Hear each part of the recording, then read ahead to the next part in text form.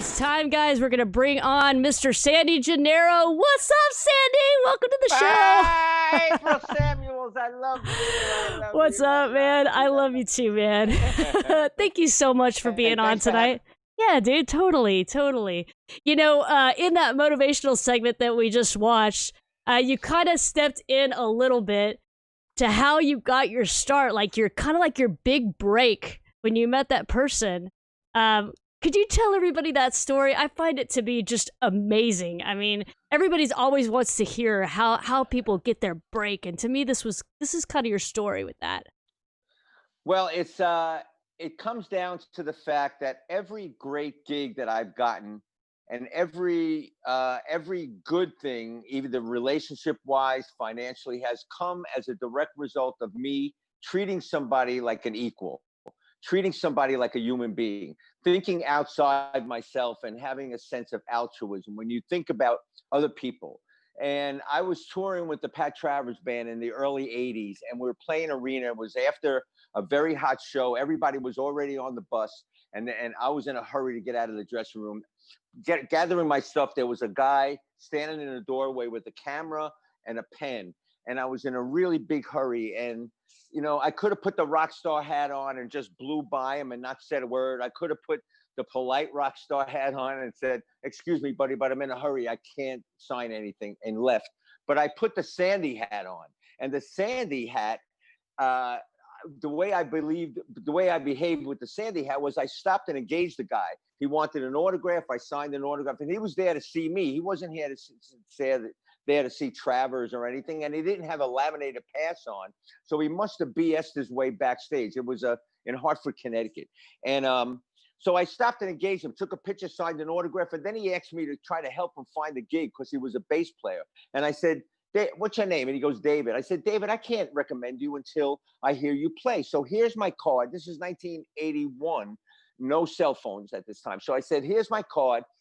Send me a cassette of your playing, and I'll see what I can do." He goes, "You're giving me your home number? You're giving me your home address? Cyndi is giving me his home." "Dave, don't worry about it. Just send me a cassette. I got to go. I'm in a hurry." He gave me a really big hug. I left never knowing whether I would hear from him again. About 3 weeks later, I get the cassette in the mail. It wasn't that good, so nothing really happened with that. But he would call me now and again just to say hi. And he was always very cool on the phone. He wasn't a jerk or anything like that, or a stalker or anything. He was always very nice. And about 3 years later, from the day I met him, he called me and he said, "Hey, Cyndi, I'm managing this girl now. She's going to be the biggest thing on the planet. I want you to be in the band. You were so nice to me in that doorway. You'd be the perfect drummer for her, and she would love you as a person the way you are." I said, "Man, I can't join no baby band, Dave. I'm getting off an arena tour. You want me to share rooms and take a cut in salary and join a baby band? I can't do that." And besides the point, with all due respect, Dave, everybody's new project is going to be the next big thing. He said, "Cyndi, you don't understand. I don't want you to miss out on this opportunity. Please come down and at least meet this girl." Anyways, during the recording of her first album, I went down to the studio and met her. It was Cyndi Lauper. This is at the beginning, way at the beginning, before anybody knew who she was, before Girls Just Want to Have Fun was even released. And I met her. And as soon as I laid eyes on her, I said, "Damn, people are going to have an opinion of this woman, whether they hate her or like her. She's going to command an opinion from everybody because of how unusual she is." Hence the name of the first album. She's so unusual. And anyway, I ended up joining the band. At the time, it was the biggest tour I ever did, around the world a couple of times. We went from small little bars to arenas to the Tonight Show to American Bandstand in a course of maybe 3 or 4 months. It was unbelievable. Wow. And during that tour, November of 1984, I met the woman that became my wife a year. Well, we started living together a year later. She became my wife 5 years later in 1990, and then we ended up having a child in 1994, and we're still together right now. She's upstairs watching the Yankee game. But, wow, that's so amazing. And the point of the story is, sometimes I lay awake at night thinking, what if I would have blew Dave off Right. in the doorway? But I treat the CEO, the janitor, the same way I treat the CEO. I treat my roadie the same way I treat the person whose name is on the marquee. Nobody everybody is equal on this planet, no matter what the color of your skin is, no matter what religion, no matter what sexual preference is, no matter who you choose as a significant other. It doesn't matter. We all have a heartbeat and we all bleed red. So that makes us all part of the human family. And when people start thinking that way, we'd have a lot better world, especially in light of what's going on today. Oh my Anyway, gosh! stop, Yeah, stop me, dude, stop that's me anytime. I could listen to that story a million times over, and it's just about like also just keeping your eyes and your heart open all the time, because you never know, Right. you know, what you might see in any given situation. It's like we've talked a lot on the show that, you know, during COVID, you know, your natural instinct is to just go, oh, everything's awful and blah, blah, blah. But if you keep your eyes just wide open, there's all these things revealing themselves to you that are positive all over the place that you can just pull in, you know? And when you start, you know, seeing that positivity, you attract more of that, and it just sort of recycles like that. And I love that. And that's one of the things that I've noticed throughout this quarantine time as it is, that, you know, there's a lot of actually good things that come from it. You and I were talking last night that, you know, doing a lot of your motivational speaking, like trying to start doing that online and things like that, you know, you can reach an even broader audience with the capabilities of doing things online, just like we're doing Drumathon this year. So it's a matter of keeping your eyes open, keeping your heart open, and you never know what might just walk into your life and change it forever, right? And absolutely right. And you don't do it. You don't reach out to somebody. You don't keep your eyes open to notice somebody you could help, or when somebody reaches out to you that you help them. You don't do it for any possibility of a reward. I didn't help that guy in the doorway, Dave, because I thought he might be the manager of a great singer one day. I did it because he was there to see me, for crying out loud. He, you know, it's like, come on. He's, you know, Yeah. I don't understand about. So yeah, April, you're 100% right. You have to, aside from keeping your eyes open to what's happening right now and what positive could become of what's happening right now, we have to keep a mindset that there has to be something positive to come from all this virus stuff. I mean, when the dust settles and everything settles down and they find a vaccine and everything, there's going to be some adjustments made, and there's going to be positive to come from it. You have to think that way. You can't stick your head in the sand and be silent about it or be bummed out, because that doesn't do anything to solve any issues, any problem at all. No, you know? you're right. And I mean, we're learning so much from this time that we wouldn't have otherwise had a chance to learn. I mean, whether it's relationships or new Right. technologies, or, you know, how to jam with different people. Like one of the things I've been doing is all these collaboration videos with other musicians. And so they'll be at their place, I'm at mine, and we'll put it all together and we'll get to jam together. We never would have got to jam together. And so, and like you said, it's not with the idea that you need something in return. It's just for the love of humanity, really, you know, which is really, you know, we've kind of come full circle on the conversation, which is, you know, what we're about at Breast Cancer Can Stick It, and what you've done for helping Breast Cancer Can Stick It. You didn't come to help Breast Cancer Can Stick It with anything in mind except, you know, to share love and to help the community. I got to break something to you, April. I do the Breast Cancer Can Stick It to get the little plaque. the little, it's hanging on the wall. Yes. Right. He's like, I hate the damn show. Give me the plaque. That's fantastic, man. That is so awesome. He's going to get it, guys. I think he's going to get it, or he's fallen down. I don't know which has happened. But there it is. Wait, hold up. Let's see. Hang on. I'll pull you up full screen. Let me pull you up. There it is. Show it one more time. There you go. That's so awesome, man. That's why I do it. See, I know. There was a reason, and we thought all along that my little and my you dork. And my little name tag in front of the autograph table that you accused me of stealing. That's which is upstairs on my desk. You did steal it. He finally fessed up after all these years. The first year. I'm like, I'm like, what happened to all of our nameplates? All right, Cyndi, a few people are saying a few things in the house here, so I got to give a big shout out here. First of all, I want to say that Melissa K has said hello to you. So Melissa says hello, Cyndi. Brandy Hello, says, Melissa. yep, Brandy says hello as well.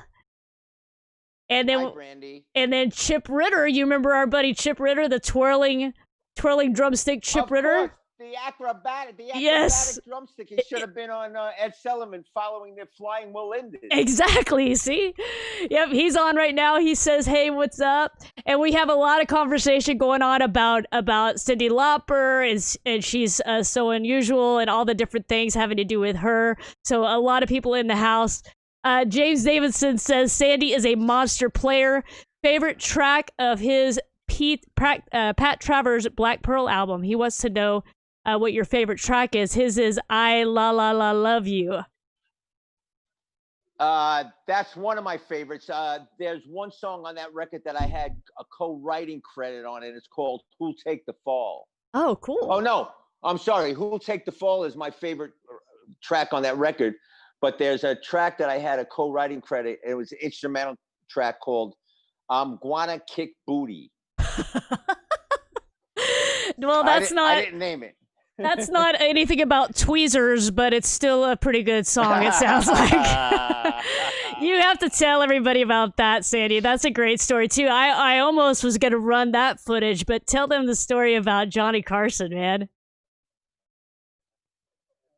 Well, in 1976, I used to be growing up in Staten Island. I used to watch Johnny Carson all the time, and one of my favorite segments was "Stump the Band." He used to play it once every 2 or 3 weeks, and the idea is they pick somebody from the audience, a supposedly random person, and they try to the orchestra try to guess the song the person's sing. If they don't guess it, they get it before. Anyway, I was a big fan of that segment, and I always pictured myself being on that show. And this is before I did anything of note musically. I moved to LA to get my first big break, and I found myself online to go see the Carson show on one random night when Carson was still hosting, obviously. And the associate producer comes out while I'm online and says, "Hey," with a bullhorn, and says, "Hey, anybody got a funny song? Step out of line. We're going to play Stump the Band tonight."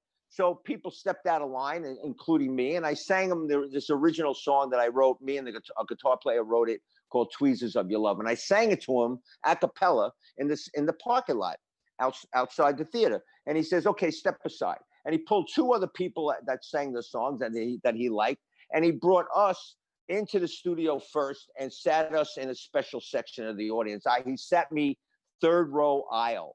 And then 5 minutes before airtime, Carson comes out with the associate producer, and the producer points out which 3 people that he kind of vetted their song. So, and he walked in the audience. "Hey, anybody got a funny song?" I raised my hand. "Hey," so I ended up singing the song, and it really, me explaining it, April, you see the segment, it does no justice to the actual segment. But Johnny Carson ended up being my straight man, and I made him laugh. It was so anyway. I sang "Tweezers of Your Love" on Johnny Carson on the Tonight Show in January of 1978, and I finally got a video of it years and years later when I was with Lauper. I finally got a video, and that's what I have. I have it, I have it now digitized upstairs on my computer. I just, while you were talking, I went and found a still of that shot of you standing next to Johnny Carson so that all of our viewers could see that, because that is so amazing. You with Awesome. your amazing hairdo back then and everything. It was so totally Right. 70s, and that, a brown leather jacket the whole night. It was awesome. Yeah, and I was so nervous though. I mean, because again, it was the first time I'm looking at this camera and it's right there, and I'm going, "Wait a minute, millions of people are watching me right now."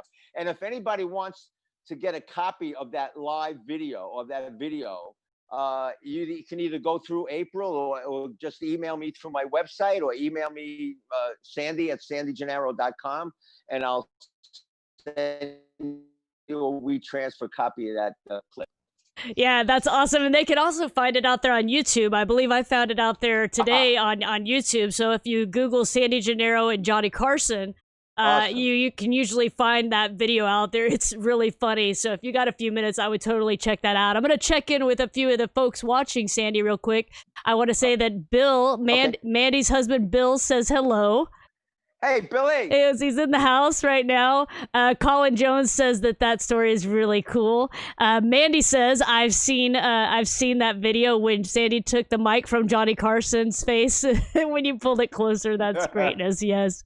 Joe Jones says you rock. You've got a Yankees fan in the house here. Also shouting out to you. For your jersey that you're wearing right now. So you got a lot of people in the house. So, when we're talking about all this stuff and, your history of music and all the tours and millions of people that you've played for and everything, at some point, you made the decision, you realized that you had a story to share that could definitely inspire people, and you decided to start doing some motivational speaking. So take us down that road a little bit. Well, again, as I mentioned before, all good things in my life have come through reaching somebody and making somebody. And I'm 80 when I'm too old to go on the road or to play drums or whatever.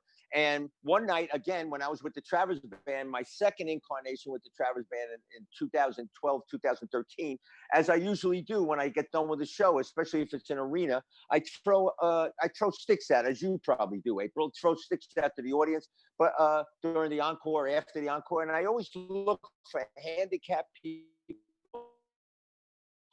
while I'm playing the encore, the last song I'm going in San Diego, 2014, 2015, I threw a drumstick to a handicapped person. The next day, the husband Facebooks me and said, "Hey man, you have no idea. It probably means nothing to you, but you made my wife cry on the way home, like that you actually paid attention to her and you made sure she got the drumstick."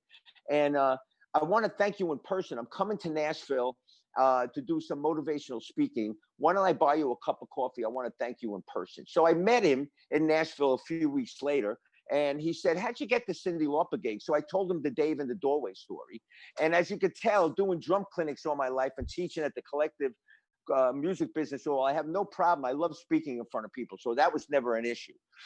So anyway, I told him the story. He told the story during his presentation. He asked me for permission while I'm standing on the side of the stage. He's giving his presentation, and he goes, "Cyndi, can I tell the Cyndi Lauper story?" I said, "Sure." So he told it, and he used the lesson learned from that, how it applies to corporate management and how they should treat their employees, and he analogized the story to corporate, and it got a really good reaction. Leaving the presentation, he said, "Hey, Cyndi, I'm doing a training seminar at FedEx, the training center, FedEx training center in Collierville, which is outside of Memphis." He goes, "Why don't you come? I'll ask permission. You'll be my guest, and you'll tell the story yourself. I'll give you about 15 minutes. How's that?" I said, "Sure." So I drove to Memphis, to Collierville, and sat in the audience for a while, watched him give his presentation. And I noticed the meeting planner at FedEx was plugging in her phone during a break, during the breaks, when the people hobnob around and went during. So I queued up time after time, and I queued it up, and I had it on my phone. Finally, eventually, he introduced me. I told the Cyndi Lauper story, but I never mentioned Cyndi's name until the very end. I said, and because I was nice to that guy in the doorway, I was involved. I got involved in the biggest tour I ever did. I met my wife that we're married 35 years. We have a beautiful 25-year-old girl, a road manager for Leanne Womack. And I'm so very happy that I paid attention to this guy in the doorway. And because I did, I was involved. This is one of the awesome songs that I was involved with. And time after time starts playing on the overhead speakers. Everybody stood up and started applauding. So that took my heart away. That was the first time I got a standing ovation from without a drum set. Well, yeah, and even just you telling that story just now, Cyndi, I mean, it like totally hit me. It's like, I mean, it almost brings tears to my eyes because, I mean, this is such a great motivational story, man.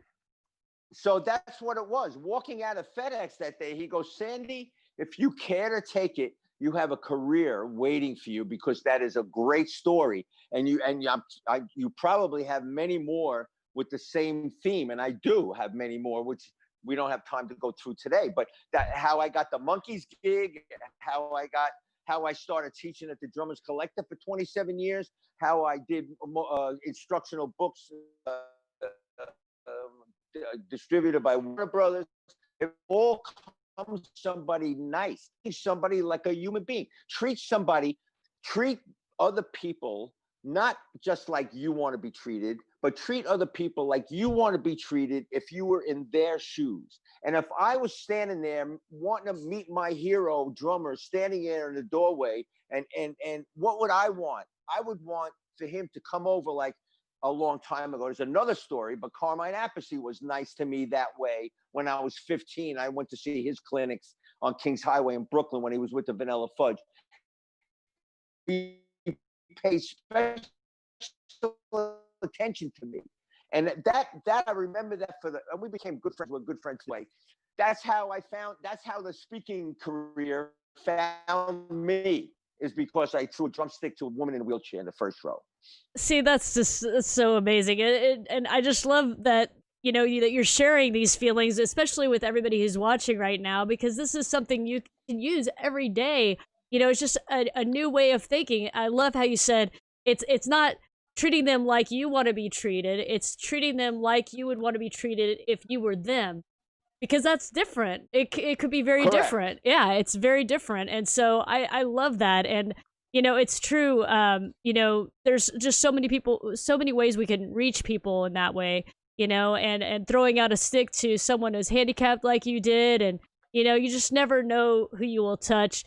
We have a lot of women in the broadcast right now, Cyndi, that I want to give a shout out to. We have a lot of breast cancer survivors watching right now. And we just want to say that we love you so much and thank you for being here. We've got Courtney Woods is in the house. Jennifer Tatum is here. There's several others. Michelle Burnt is going to be on the show later, and she was in the broadcast as well. So a lot of different breast cancer survivors who are in the house. And, it's sort of like, you talk about that. It's sort of like when people say, you never know what someone's going through, right? And so always go that extra mile. It's like, whenever you see somebody struggling to get something in their car because their hands are full, just freaking jump over there and open the door. What's the big deal, man? Just help each other out. Wouldn't you want that if you were that person, to your point? And Right. just spread that kindness, and it just keeps coming back, and it's just a big thing. And I know that as you said, it's not that we do it for anything in return, but it just almost naturally does that way anyway, So yeah. One thing I wanted to talk to you about also is we were talking last night that you have realized more recently that you actually had a lot of cancer in your family when you started looking into it. And I was wondering, you've been doing stuff with Breast Cancer Could Stick It since 2017, but you and I have been talking since before that. And I'm sure that there is motivation behind that as far as, fighting cancer in general. How has your family been affected by cancer? Well, first of all, my dad died at the age of 42 from brain cancer. And my mother at the time was 40. And I was 11. And I had two older sisters, 15 and 17. So that was the start of it. And I do some fundraising for another cancer institution in New England called Country Women Woman Cancer Institute, I think. I'm not sure. God forgive me. Wait a minute. It's the countrywomancancerfund.org. Anyway, so I was asked. I'm appearing on a show this Saturday at August 1st. Anyway, if you want to look into it, I'm performing on this show. It's a live stream. The Cancer Woman. countrywomencancerfund.org and buy a ticket. It's $10. Gotcha. Even if you can't watch the show, just go ahead and buy a ticket for $10 and make a great donation. Anyway, I was asked to say, hey, Cyndi, we're going to scroll the names of people that have died or have survived cancer in your family. Can you send me a list of names? So I'm thinking, and I'm going, okay, there's my dad, there's my grandmother. And then I asked my two sisters, I know some aunts and uncles had died, but I'm not sure of what, because I was young at the time. And so they sent me a list, like my Aunt Mary died of colon cancer. My Aunt Antoinette died of brain cancer. So a lot of people have passed. and I know a lot of people. My good buddy Elliot Jacoby is a survivor. Um, Peter Talk of the Monkeys, he's passed now, but he survived throat cancer for a while anyway while he was alive. Uh, but anyway, it's especially if someone has been given a gift. You know, I was given a gift to play drums. I play with a lot of famous people. All right, big deal. But people like that. People, look up to me as the drummer with Joan Jett, the drummer with Cyndi, blah blah blah. But I enjoy the fact that I could use that celebrity to make somebody smile or to raise some money for research of cancer or whatever. I would never understand somebody, especially if you're like a headline marquee artist with a name, why you would turn down an opportunity to use your celebrity to help other people. I will never ever be able to wrap my mind around that fact that some people just, hey, go away. They go into their mansion and that's it until they go on stage and they make the money and go into the mansion. I never understood it. That's why I love doing Breast Cancer Can Stick It. I will be there for you, April, anytime you ask me. And it's not an effort. That's the point. You see how much fun I have doing that. You see how much fun when a little boy is hardly playing, whatever.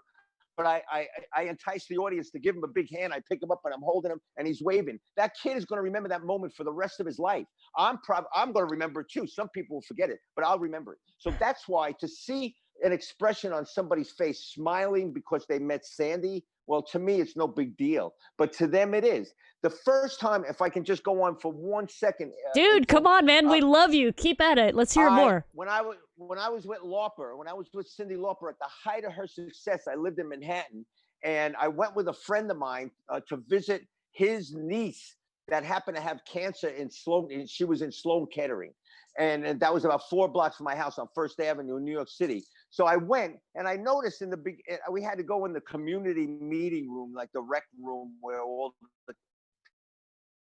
patients and their visitors go, the mobile patients. And I saw a drum set in the corner. It was all ramshackled. Everything was all cockeyed. The heads were all. So I said to the head nurse there that took care of it, I said, "Hey, would you mind if I brought up some drum heads and I refurbished the drum sets, the drum kits?" So, and I played. By the way, I played with Cyndi Lauper. Her eyes lit up. She, "Oh, of course, Sandy, come." So I went and I went home and made an appointment to go back. And when I was home, I said, "You know what?" I called Epic Records and I said, "Hey, I forget who I spoke to, somebody, whatever." And I said, "Hey, Sandy, this is Sandy, Cyndi's drummer. I'm going to visit Sloan Kettering. Send over some merch, Cyndi Lauper merch, 8x10s, 45s. A girl just want to have fun. She's so unusual. Albums, T-shirts, whatever you do. It's all for a donation for Sloan Kettering's in the children's ward, the cancer ward."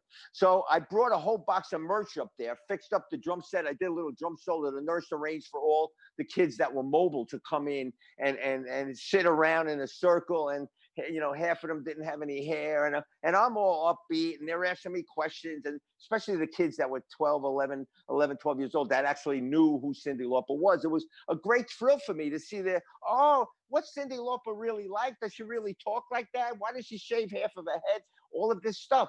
And so I'm talking to the nurse when kids were milling about, picking out their merch. And I said, "What's that girl's name? She seems very, very happy." And so the nurse mentioned her name, and as a little PS, she goes, "Well, she has about 4 months." And I looked and I went, "Oh my goodness." And so anyway, I put on a happy face and I was so, blah, blah, blah, blah. Anyway, I left there and as I said, I lived about 4 blocks from Sloan Kettering. And as soon as I walked outside to the sidewalk, I started crying like a little baby, where somebody walked over to me and said, "Are you okay? Can I do it?" I go, "No, it's okay." They're happy tears. And I was crying, not only feeling for this little girl who was so happy, but yet she had like 3 or 4 months to live. And I'm thinking about her parents, and I'm thinking about my family. Yeah, I lost my dad, but my family was healthy, the rest of my family. I'm going, and this is because I'm the drummer in Cyndi Lauper's band, where I was able to do this, and that I appreciated that so much, and that planted the seed. And every time anybody asked me to do something whether it's hanging a picture in their house, or going to Boston to do a benefit, or going to Dallas to do breast cancer can stick it. I am there with bells on because I love doing it. It's not a chore. It's not something that I feel obligated to do.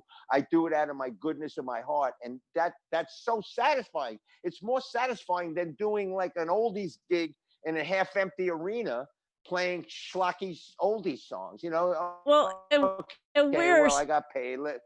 we're so blessed that you feel that way too, because I mean, you've just been so amazing to be a part of our organization, Sandy. We are all so grateful and thankful for that. I put up a picture when you were talking about coming to Dallas for breast cancer constituent drumathon, of you when you grabbed that drum. Remember that clear drum that we turned into a donation jar essentially, and you walked around getting donations, Right. and it was burning up hot last year, and you got hundreds of dollars in donations that day. You and Chip Ritter were autographing drumsticks for people and things like that, and people were just donating, and we raised so much last year, and it's really thanks to folks like you, Sandy. You have such a heart of gold. We're just so blessed and thankful to have you behind our organization, and we have all these survivors in the house that are telling you thank you right now for being a part of Breast Cancer Can Stick It, and for helping the cause. Jennifer mentioned thank you for being so willing to give your time, talent, and heart to fight cancer with us. We have a lot of people here. Melissa was at Drumathon last year. She remembers you walking around and getting the donations. Bill says he tears up every time you tell these stories. You're just really touching people, and you know your hashtag Grateful Drumma is so fitting, because I tell people the difference between a good person and a great person is grateful. That to Right. me is what makes the difference between a good person and a great person is the ability to be grateful, and that's where you really see the difference in a lot of the people who have put their time and talent into Breast Cancer Can Stick It, like yourself. So we're just so thankful for you, Sandy.